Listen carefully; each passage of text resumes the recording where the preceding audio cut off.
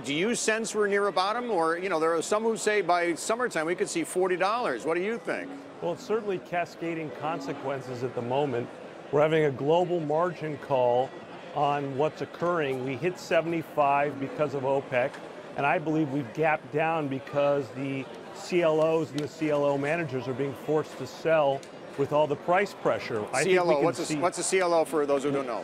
Well, collateralized loan obligation. So a managed fund that a hedge fund manager, private equity fund manager manages, when a certain piece of debt goes below a number, there's an automatic sale. With $550 billion having been raised in the debt markets for energy companies, we're seeing a lot of pressure on those businesses that have automatic sales, pushing the price down further, creating a global sell-off. And with 18 times leverage in the market for every barrel produced, that's a number that has reached a multiple of 1997, which was 3x. So we're getting a lot of unnatural sale right now. I think we can hit the mid-40s, but I clearly believe the stabilized number is closer to the 70s longer term. Beyond the levels, Chad, you know, everybody's talking about why we're seeing this move. Supply is a major reason.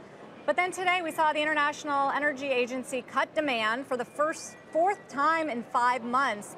Is this more of a demand problem than a lot of folks were thinking of? And that is lower demand on weaker economies and also more supply? I do not believe so. I think we're actually at a technical level here that's being pushed by the forced selling in the global markets. You have limited amounts of downside from 93 million barrels to, let's say, 91 million barrels. We're not talking about a massive decline in the amount of resource that wants to be used in the market. Certainly there's a great benefit to the consumer. There's a $100 billion tax transfer here.